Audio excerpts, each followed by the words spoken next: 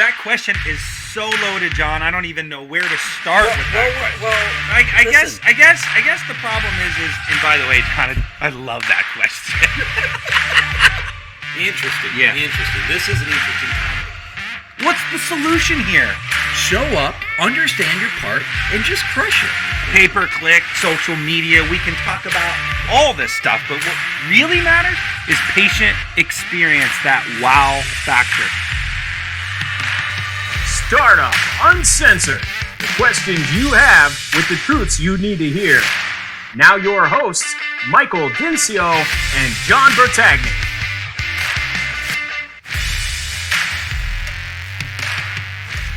All right, welcome. Today is going to be a super exciting episode because we got one of our favorites on the show today. And, you know, the whole season has been uncensored, and I just have a feeling that this particular episode may be extra uncensored, which is which I'm pretty excited about. So, as always, John, thanks for being on the show with me, brother. Good to see you this morning. Thank you.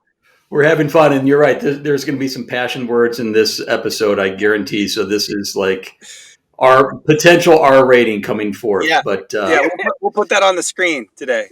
And guess what? It should be, because we're talking about real money on this show, and not only collecting, but providing patients with accurate EOBs, and getting the right money from insurance companies. So there should be superlatives when talking about an insurance company with our doctors. So we've got an absolute expert and icon with beautiful red flowing locks for the people that are not watching. But Danielle Ickelson, which she has been dominating the market in terms of doing right. Remember, this is our whole premise: doing right by the industry, right? And when I think about what she's doing with her company and her doctors, this is what it's about, right? This is exactly what it's about. So we're going to cover a lot: credentialing, billing. But Danielle Ickelson, is that right? Did I say that right? Yeah. With a dental accounts at ease with us today, and we're going to get into all kinds of things. So welcome to the show. Thanks for having me. So happy to be here. Of course. Let's jump in. We found that people have very short attention spans. So if we don't get right in it, we lose everybody. So let's get just right into it.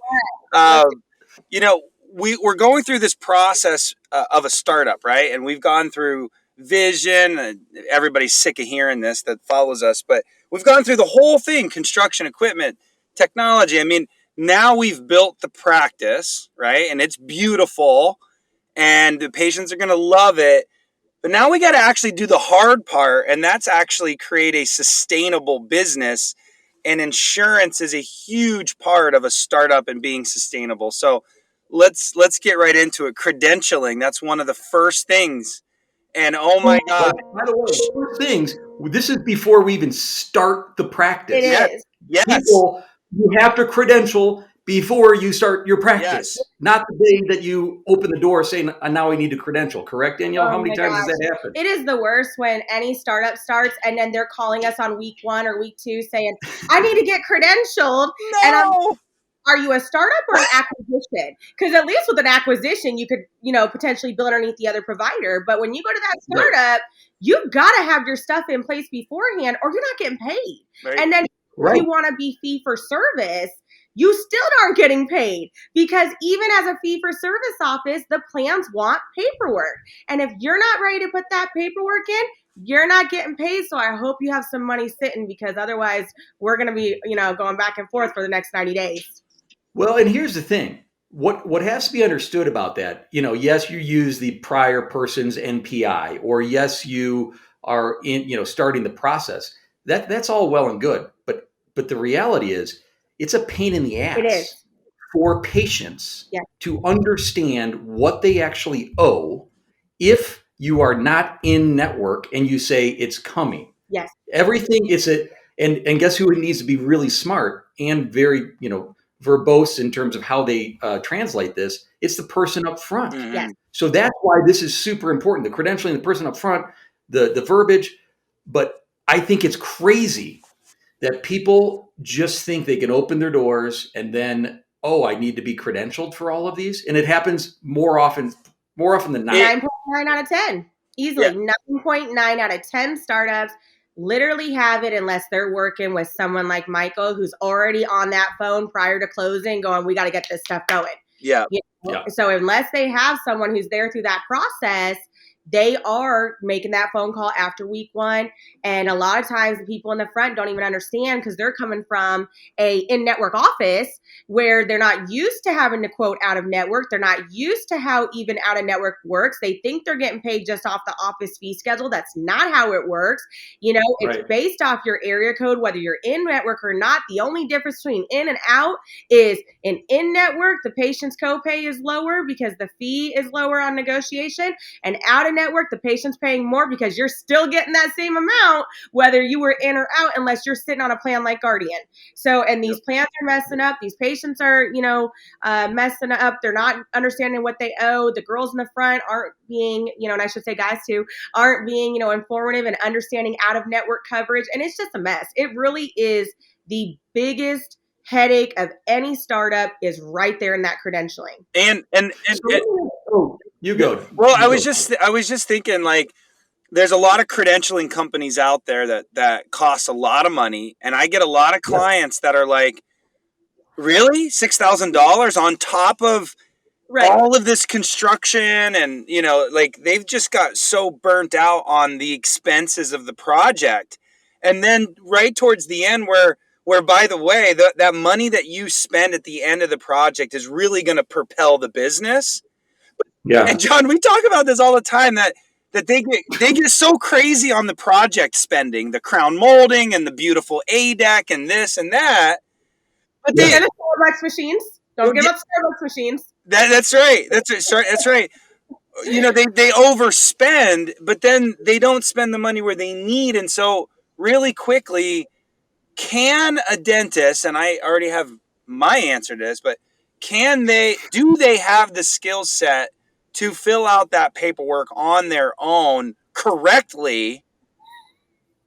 And do you see where I'm going with this?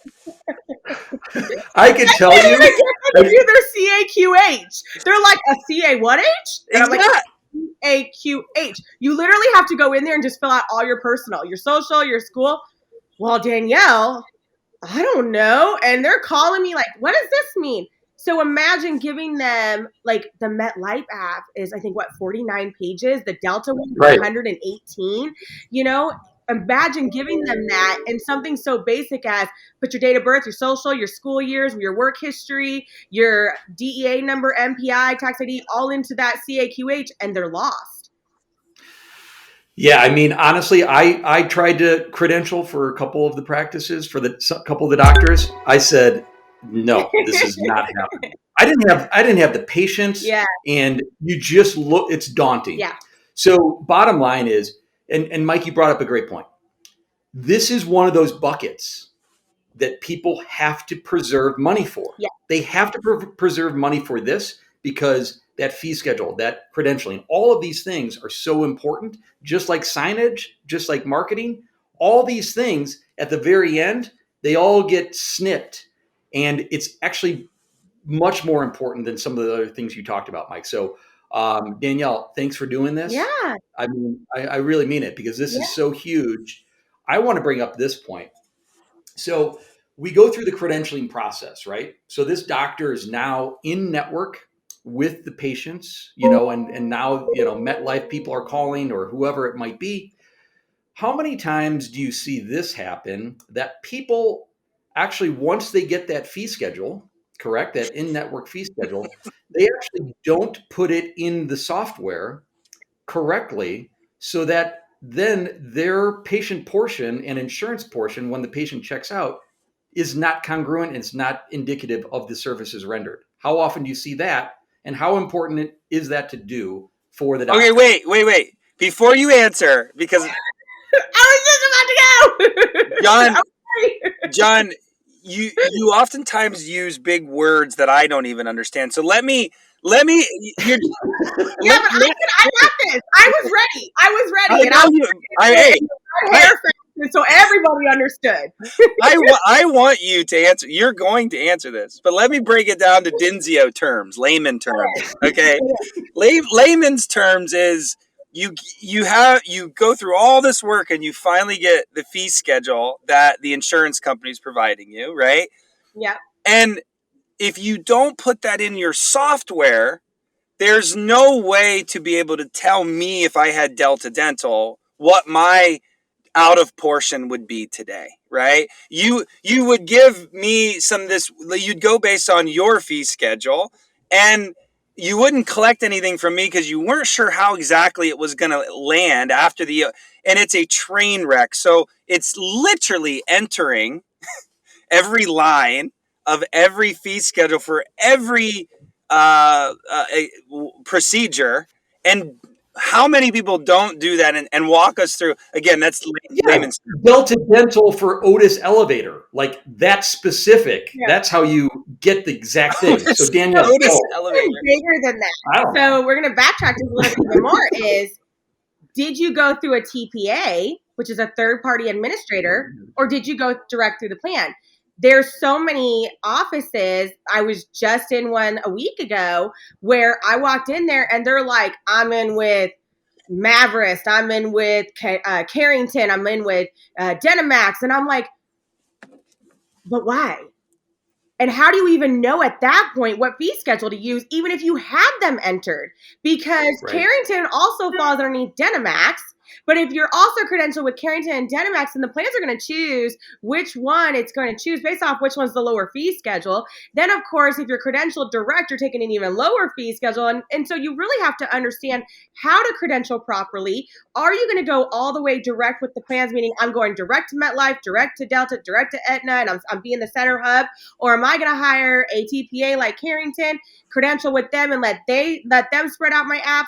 And then you have to take those fee schedules, and something like Carrington might say, hey, like for specialty, hey, you're a specialist, so you need to put our fee schedule in at 25% less than what your UCR is, and that's what we're going to pay, or 10% less. So now you're sitting there with a calculator trying to sit there and go down the whole thing to do 10% less. And then if you don't have the fee schedules in, like I have a group in California, they're a newer office with me, and it drives me nuts that none of the fee schedules are in because none of the quotes are right. They're not collecting from patients, right? Right. Patients are upset. They're screaming at me on the phone, wanting to know why they weren't collected for that fluoride or why they weren't collected for the perio maintenance correctly. And it's just so bad. And you have to put those fee schedules in. You have to credential. You have to have your practice in place before you start. And you need to put the time in it. Yeah.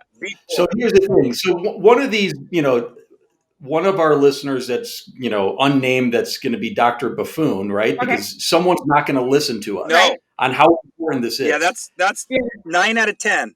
9 out of 10 will not. They will not listen to this episode. No, they're like, what? No, done with that one. But we want them to go direct. If they decide to do it on their own, we want them to go direct to each of the insurance companies, correct? It really just depends on what they're trying to do for money. Mm-hmm. I'm a huge person that says go through Carrington. The reason why is you take Carrington side by side, even like let's say Carrington to Connection Dental, okay? Yeah. Carrington on a periodic exam might be $27, but Connection will be $27. Carrington will be $39. There you go. So you have to pull your fee schedules before you choose what plans to go direct or go through a TPA. Okay, wait. Sometimes on these, you too. Sometimes on these episodes, our listeners, our interviewers don't go deep enough, and John have to pull it out. I think that what you folks just experienced was now we went so deep that we've lost everybody. So let's back that up again. We're just gonna just back this stuff. But the bottom line is look at the fee schedule, see which is the best way to go. And it could be a Carrington, it could be a TPA, it could be direct to the piece. But more importantly, you made the best point of this. The confusion that patients have by not having the correct fee schedule. And it literally waterfalls down, Yes. right? Yes. Because what happens is they're going to call the front desk. Yep. Front desk might not be that solid Yep. in order to answer that question. And they're going to piss off that patient even more, right? That is a perfect segue to the next question that I had.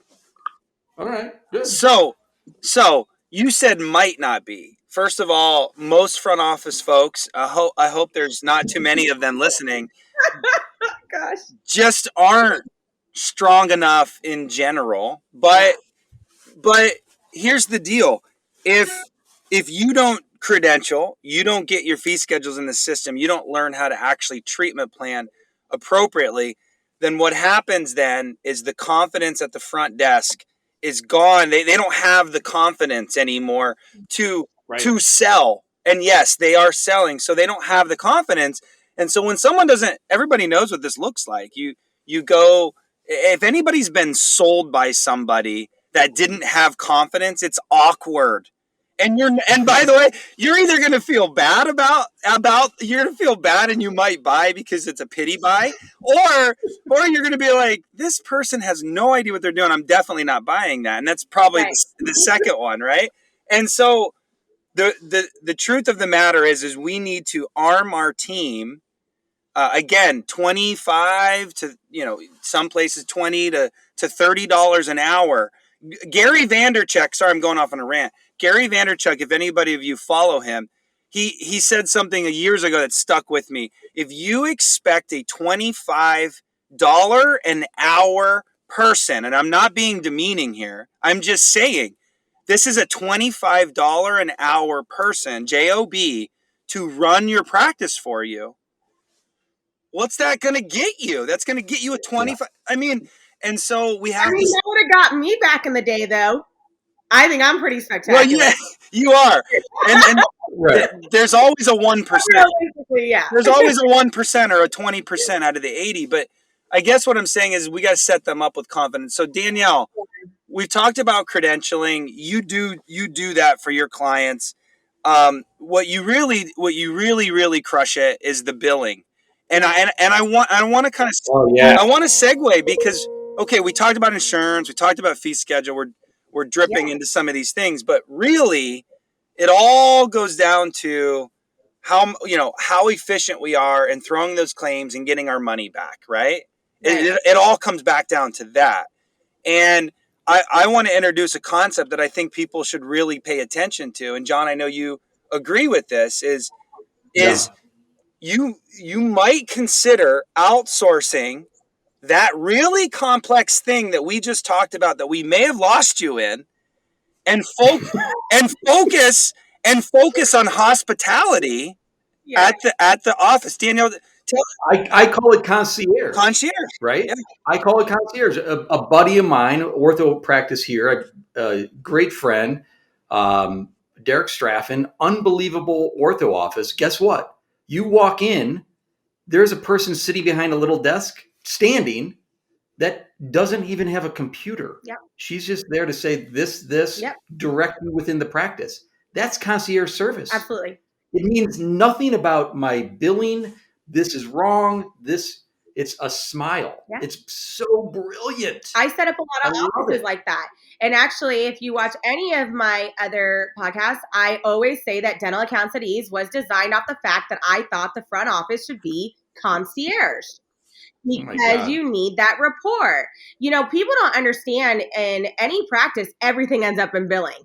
When patients are upset about their crown because it hurts, guess who they talk to? They don't talk to the front. They don't call to talk to the assistant. They don't call to talk to the doctor. They want to talk to billing because they paid for that service. So people always need to understand on how important it is to have a functional billing department, and third-party billing is the way to go. Obviously, there's a lot of, fake ones out there. There's a lot of little itty-bitty tiny ones who haven't earned their keep and don't really know what they're doing. But you talk to my clients, you talk to my rural surgeons, you even talk to the dental plans, Dental, Blue Cross Blue Shield of Texas, and they're going to be like, Dental Accounts at Ease for the win, nothing but net. pretty much. Ah, I mean, it really is. You know, we don't, Well, and every Danielle, practice ends at 100% with us almost every year. Our lowest percentages for the last 3 years was 99.3% collection to production. And I don't write off. I don't write off things. I fight them. I argue. I go to insurance commissioners, things you'll never, ever have inside your office. So let's go here because you're right. You guys crush it. There's a handful of others that crush it. Yep. Truly, Yep. like the rest are horseshit Yep. for the most part. Absolutely. So let's get into that because some people actually don't think that that practice or that particular bill because you don't know the patient and you're not there. Right. Explain how little of importance that statement is. I will tell you that statement is so false because I have letters from patients that literally have written my offices like DFW oral surgeons in Texas. They just got a letter a few weeks ago where a patient said they'd rather deal with us because we love your staff member, Danielle. She's the best. We educate them. That is the key words right there. We educate them on how to understand their benefits and where it applied to the ledger and what we can do to make sure that they understand it going forward and understand their bills. You're going to get a girl on the front office. She's going to answer that phone. We'll just say her name is Michelle or whatever. You know, she's going to say, hi, thanks for calling Dr. Smith's office, Michelle. How can I help you? Michelle, I've got a question. How did my balance end up at $858 when you told me these exact words? And I hate these words. Your copay today is $9. You have to always use that word estimated. You have to notify as you're running that card that this again is your estimated portion. If balance were to change, you will receive a call or a statement from our billing department. The fact they don't do that, patients are upset. You can pull up any client, and honest to God, if you inquiry with me, I'm on your office, I'm looking at your reviews, and every single time, the dentist is great. Yeah. I love my assistant. I love my hygienist. Oh, but let's not talk about that front office. I mean, here's one thing, and I look at that. That's a big piece. That's a huge piece. Yep. I want to know this, Mike. Ready? Go. So someone says, "Hey, I'm opening my practice. I need a front desk person. Mm-hmm. I need an assistant, and maybe a hygienist, right? And then myself, my two hands that can produce money." Mm-hmm. They're going to say to you, Mike, I don't have the money to pay for this other person. I look at third-party billing as another person that's almost free of charge. You don't have to pay taxes. You don't have to pay Medicare, Medicaid, any of that stuff. Mike, talk to me about how you portion the money out for this sort of piece for a startup. To me, it's the X factor. It's the X factor because what you just alluded to, and I'll say it again, no benefits, no taxes. It's a 1099.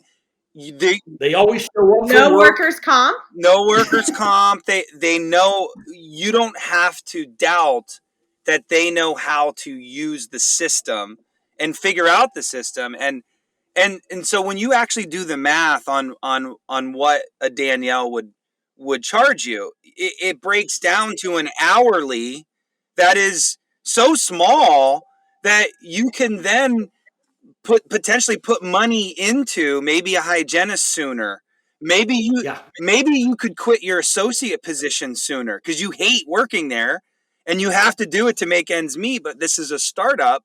I mean, there's so many things that you could potentially, maybe you could use more money for marketing. We're going to talk.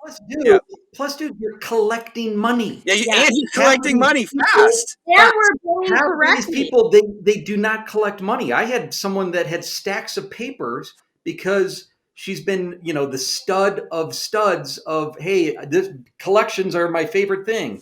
I mean, our AR at one of these practices went through the roof because she was a farce. That's right. She was an absolute farce. That's right. It's an efficiency factor. And so I always say you need a front office to pick up the phone always. You can't lose those new patients as a startup. So you need coverage. But, there's so many ways you could use a Danielle and company because I think business owners in general aren't creative enough, and this is all business owners, not dentists. Yeah. But they're just not creative where they think outside the box and you say, oh, cool, how could I use that asset? And how could I use that asset?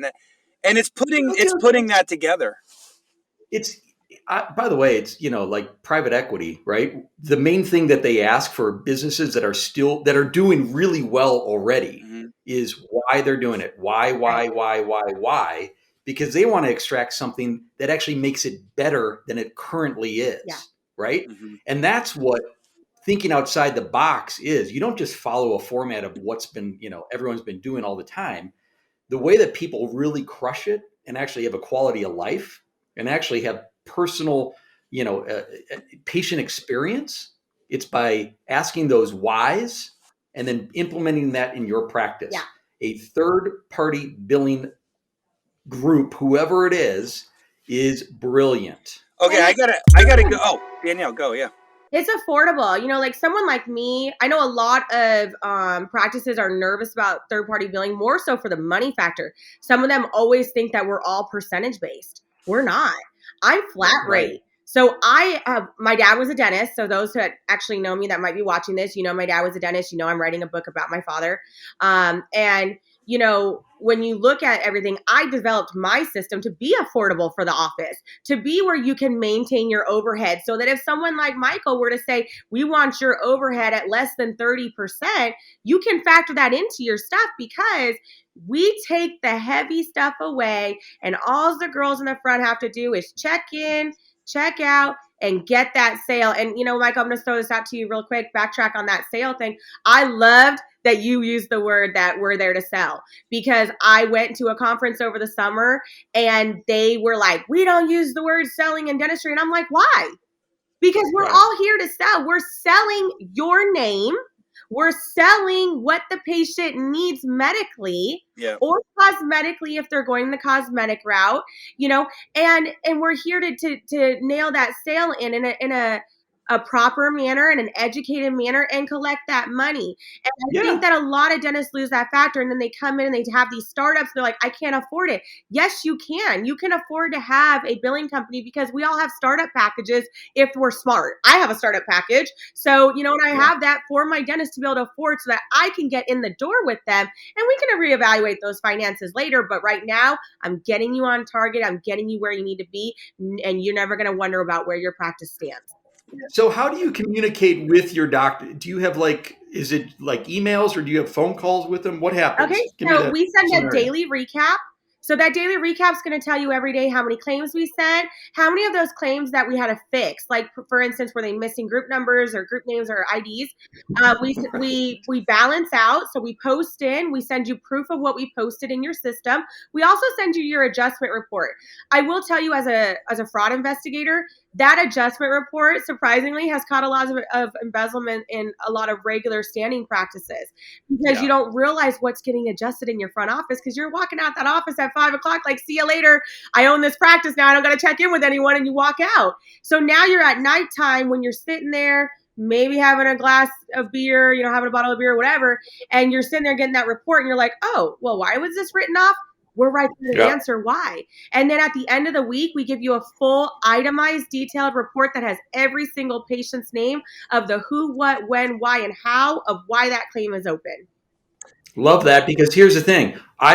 We had fraud in ours, and look at, we thought we were smarter than everyone. Fraud, multiple locations, multiple people. It just happens. Okay. The other piece that's pretty cool that I just heard is just that those open claims and why they're open. What transpires typically, a dental office without fixing those, insurance companies love this. Yes. They would send that in, they sit on that. Whoops, we don't have this information. We don't have the tooth number. We don't have the surface number. That expert didn't come through. Yeah. But that happens all the time, and it buys them 2-3 weeks. Yeah. Sometimes it buys timely filing. I have that office, that new one I was telling you guys about in California that doesn't use fee schedules. You get them and they have 300 pages of outstanding insurance, and the doctor is saying, but Danielle, it's their word against mine. I sent that claim initially. And I said, do you think that they care what your word is at the end of the day? The way they see it as sorry, not sorry, thanks for not sending in that $200,000 in claims. We now made $200,000 off you. Better get your billing department together. And a lot of practices don't realize that if a patient wants to go as far as to complain about you to the FDCPA, which is the Fair Debt Collections Practices Act, or they want to complain to the board that your billing is out of control, they have every right to. And now you'll be sitting there in front of the board. I want to segue here because I really want to cover this topic. Danielle, you hire gals all the time to do this. Yeah. It could be guys. Or guys. It could be, but we know you all don't want to sit in front of that computer. Okay. Come on now. All right. Come on now. So your attention span already with women is not that high, okay? That's right. So what are some tips, Danielle, that you could offer to our listeners that are doing startups that need good front office people? You have probably become a master of interviewing front office people. Yes. So give our audience like some tidbits on what your favorite questions are to know, oh, this chick doesn't know anything about the game, or, oh, yeah, you know what I mean? Because you got to remember the dentists don't understand this. Right. And right. So hey, Dennis, folks, listeners, get your freaking pen ready. I just wanted a piece of paper so I could try to do like a little like dramatic example. Yes, get it ready. I'm one of those people when I sit there in front of them and I say, okay, so tell me about yourself. Oh, I've been doing this 20 years. Done. Okay? I'm not looking at you. Tigers can't change their stripes. So the way I look at it is, don't come at me with how many years you've been doing it. Come at me with your knowledge of what you know. Give me a circumstance. Give me a story of what happened with a patient that you resolved. I don't care how long you've been doing it, because I can guarantee you the girl that's been working for me for 2 years will outbill any girl in this nation. Okay? I love that. Oh, so sassy. Okay? So sassy. Right? You know? You're right. Mic down. Hold on. I want more though. Danielle, I want more than that. Keep it going. I'm a big one too on having a test. I know people are like, I don't want to do a test with the patient, but I do a pre-interview exam. You're not even getting in front of my face because I get 10 to 20,000 applicants a year and I don't have time to look at everybody, okay? So I'm going to give you an exam on your knowledge. I'm going to give you EOBs, white it out with patients' names so that you can tell me what the patient owes. Because let me tell you, if you're looking at that EOB and you say, well, it says patient owes $37, you're wrong. Wow. I love the test. You're wrong because you got to read the context. Does it say non-covered service? Because you're in Washington, you're in Arizona, you're in Texas, you're in California, you're in pretty much 42 states. Guess what? A non-covered service, you can bill your UCR and you should not be putting in that network adjustment. I want to know, how do you read eligibility? I want to know, do you know the difference in the new night guard codes? Do you know the new stuff? Tell me how you're going to sell a patient to me. I'm your and I need a crown and a build-up, and I don't have any money. And then I'm going to do the opposite of, I'm going to walk in with my red hair, most likely in workout clothes, and you're going to assume I don't have money, not realizing who I am. Tell me how you're going to sell me, and I'm going to sit there and give different characteristics, like look down at the paper and look back at you. Are you going to automatically go to care credit? You're going to automatically try to assume that I can't pay that bill up front? I'm all about the experience and what they've been trained in their office and whether or not I can retrain them or whether or not they're going to come in and they're going to nail my practice and I'm going to start booming and I'm doubling production.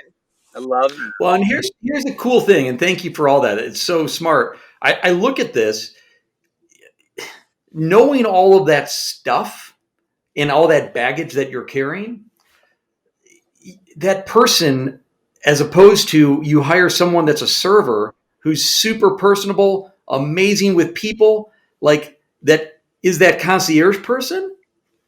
I don't know, man. You can find some really, you can widen the. I was a server.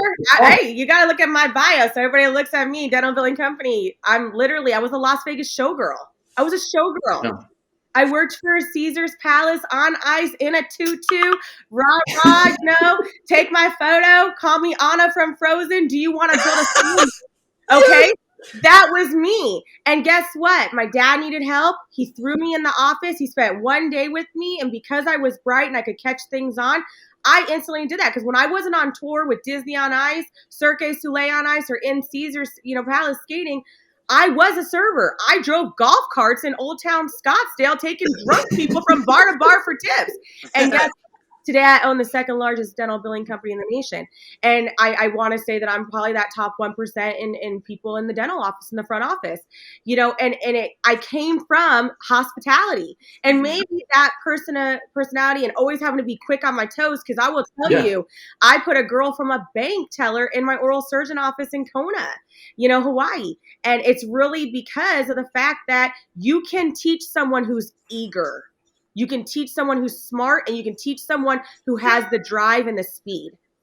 I love that because you're right. You can't hide. Well, I read a book. It was the Nordy way, the Nordstrom way, or Nordy way, and the Nordstrom they said, what's the best training program? Someone's parents. It's the work ethic. It's their attitude. It's how they are. And then you can train them the skill set, right? And that's the way Nordstrom believes. And that's why you go into Nordstrom, you feel like $1 million when you leave, right? Yeah. That's why they get on my red bottoms. That's right. Okay, quickly, we're going to end on this one. Danielle, the one thing, so I'm struggling a little bit with, and maybe our listeners do, or anybody that's listening, is if I'm sending you're managing the claims, you're sending everything out. So we're kind of bringing in these folks that are servers that don't really know the industry. We still need them to treatment plan. Right. So there's a science to that. So, so if I'm offloading the really complicated shit to you, right, and you're going to crush that and collect a ton of stuff, I still need a skill set at the office that kind of knows the treatment plan. So walk us through like how you bridge that gap for these offices. Because if I bring someone in from the spaghetti warehouse, hey Mike, just let her answer. So we actually y'all two better stop. But we actually offer free treatment plan training. So as part of our billing package, we will retrain your entire front office. After about 2 weeks, we kind of pay attention to what they need help on, and we'll retrain them because we want them to treatment plan efficiently. I think the biggest mistake an office can make is relying on the software to do it. Yeah. Please stop saying that the patient owes this amount just because Dentrix told you or Open Dental told you, because it's not true. And especially if they have a secondary attached, it's going to always tell you the patient owes $0. It's not true. There's so many different coordinations. You have to understand what you're doing, and you have to get that training. And I'm a person, I go on site as well, and I retrain on how to treatment plan. I don't do anything else. I literally stay very focused to the insurance side of it. I teach them how to treatment plan. I teach them how to read eligibility, and then I teach the billing side. So you have to invest in your front office. You have to invest in your treatment planners, and do not rule someone out just because they're coming in with 1 year or 6 months or whatever, because I was that person. And in 1 year from the day I started, Delta Dental of Arizona was having me in on audits.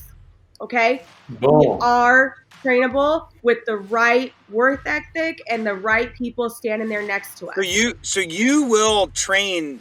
You have a training program for your client. How badass is that, John? We do it virtually through Zoom. I didn't even know that. Yeah. I didn't know that. And if you're my billing client, we have our billing with you, you get it for free. I give you 2-hour sessions to go over everything, and then I just follow up and check in. I've got offices like Milagro Dental in Santa Fe. Those girls, Janet over there, that girl will be like, Danielle is my lifesaver. She still sends me emails like, Danielle, I sold this treatment plan. They get so excited now because I taught them how to use the proper verbiage and get that sale, because I am going to put every single person on that schedule. No one's walking out that door. Wow. This was amazing. What a way to finish. Finish strong. Hey. With the triple axle. Nailed it. Don't get that double cow cow. By the way, the red hair is not Dorothy Hamill style, just for You know what? I never like to be typical, so hey, you can't do what I want in an office. So Danielle, what a great session this was. Can't thank you enough for enlightening not only our listeners and viewers, but Michael and I. Yeah. That's what we strive to do.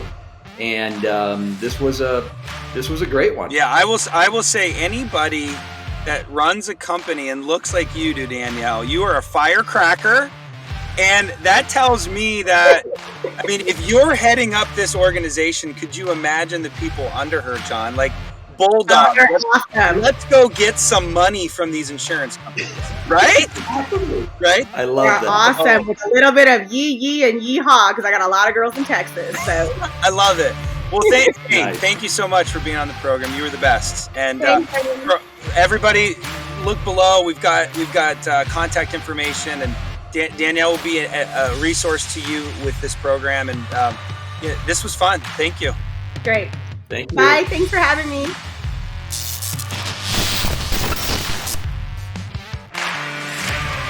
Thanks for listening. Tune in next week for another truth-filled episode of Startup Uncensored. Check out Startup Uncensored on Facebook and YouTube. Click like, subscribe, and interact with Michael and John.